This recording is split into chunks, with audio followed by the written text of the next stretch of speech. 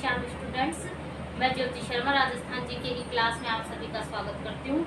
तो स्टूडेंट्स, हमारे राजस्थान जीके के अंतर्गत राजस्थान के प्रमुख राजवंश टॉपिक चल रहा था और राजस्थान के प्रमुख राजवंश के अंतर्गत हमने मेवाड़ का गुहिल वंश पढ़ लिया, उसके बाद मारवाड़ के राठौड़ पढ़ लिए और फिर हमारा बीकानेर का राठौड़ राजवंश चल रहा था।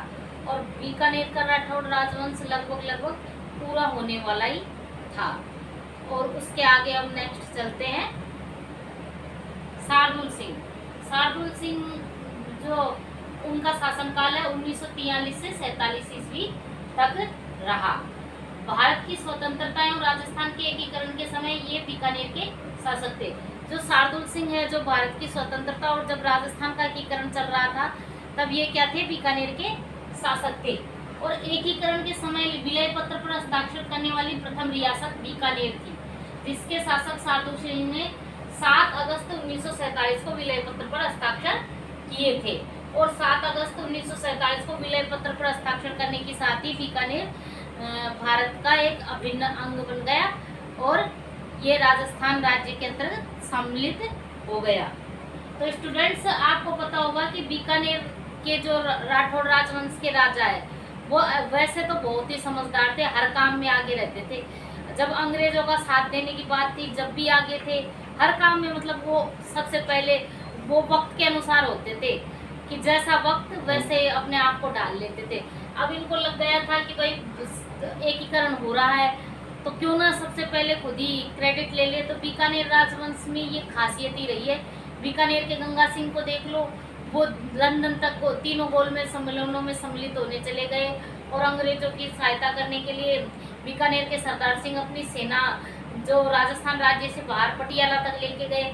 तो इस तरीके का इतिहास क्या है, बीकानेर राजवंश का रहा। और जब एकीकरण का समय आया तो एकीकरण के समय में भी इन्होंने क्या किया, सबसे पहले विलय पत्र पर हस्ताक्षर किए। और देख लो स्टूडेंट्स, इनके सबसे पहले हस्ताक्षर करने की वजह से आज भी उनका ये नाम हो गया कि भाई बीकानेर रियासत ने विलय पत्र पर सर्वप्रथम हस्ताक्षर किए। और इसी के साथ आज अपना बीकानेर का राठौड़ वंश है जो पूरा हो गया। बीकानेर के राठौड़ वंश के सभी शासकों को हमने पढ़ लिया। जिनको ज़्यादा डीपली पढ़ना था उनको हमने ज़्यादा डीपली पढ़ लिया और जिनकी जितनी ज़रूरत थी उस ज़रूरत के अनुसार हमने पढ़ लिया। और अब इन क्लासों को आपको ज़्यादा से ज़्यादा इन क्लासों को देखें और देख के आप एक रजिस्टर ले लें और रजिस्टर में इसमें क्या है कि नोट्स भी बना ले, अपने स्वयं के हैंडमेड नोट्स बन जाएंगे। तो इसमें से मतलब आपको लगे थोड़ा बहुत कंटेंट खुद का भी डाल सकते हो, खुद के नोट्स भी तैयार हो जाएंगे और इसमें क्लास वाइज देखकर आप नोट्स बना सकते हो और ये आपके लिए बहुत ही उपयोगी साबित होंगे। अब इसी जो ये राठौड़ वंश है, राठौड़ वंश की एक शाखा किशनगढ़ का राठौड़ वंश किशनगढ़ में आती है। ये मारवाड़ के राठौड़ वंश से ही संबंधित थे। और जो ये बीकानेर का राठौड़ वंश था ये भी मारवाड़ के राठौड़ वंश से ही संबंधित थे। और ये जो किशनगढ़ के राठौड़ है ये भी मारवाड़ के राठौड़ वंश से ही संबंधित थे। राठौड़ों की तीसरी प्रमुख रियासत किशनगढ़ थी। और किशनगढ़ कहाँ स्थित है, तो ये किशनगढ़ अजमेर जिले में स्थित है। जोधपुर के मोटा राजा उदय सिंह के पुत्र किशन सिंह ने 1609 ईस्वी में किशनगढ़ में राठौड़ राजवंश की स्थापना की थी।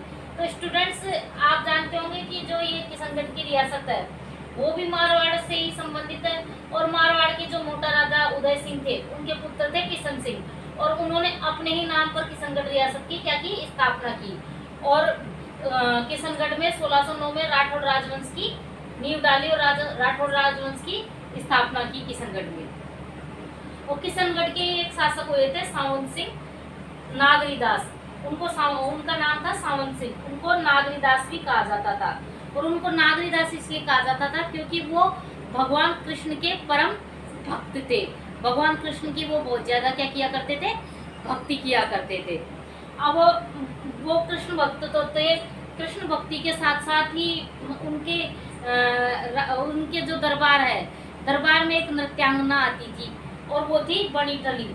सावंत सिंह के काल में बनीटली का चित्र मोर ध्वज और उसका दूसरा नाम निहाल चंद भी था, उसके द्वारा बनाया गया था।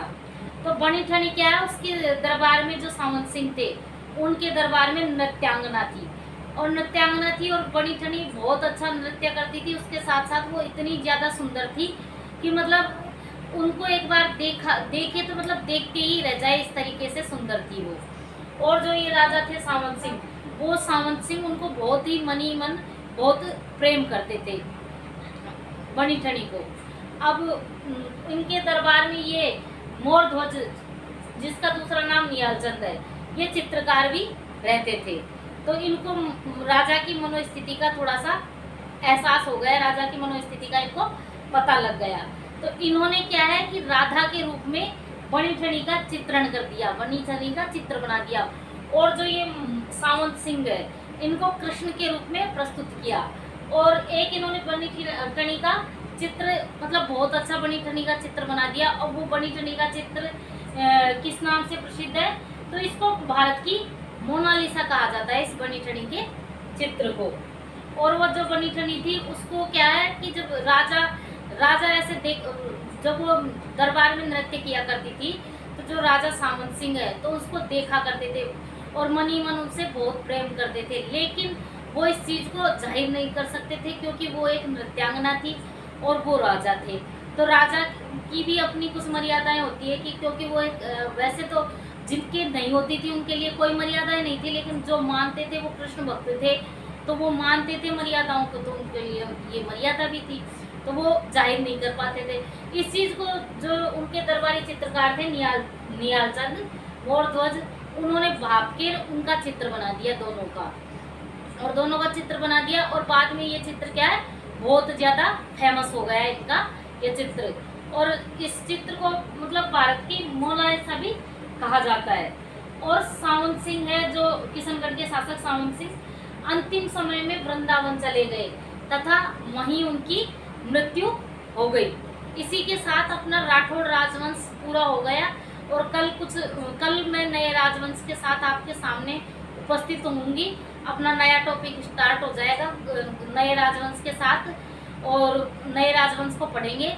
इन क्लासों को ज़्यादा से ज़्यादा लाइक करें, शेयर करें और सब्सक्राइब करें, जिससे मेरा भी मनोबल बढ़ता रहे और मैं आपके लिए नए से नया कंटेंट लेके आती रहूं। धन्यवाद।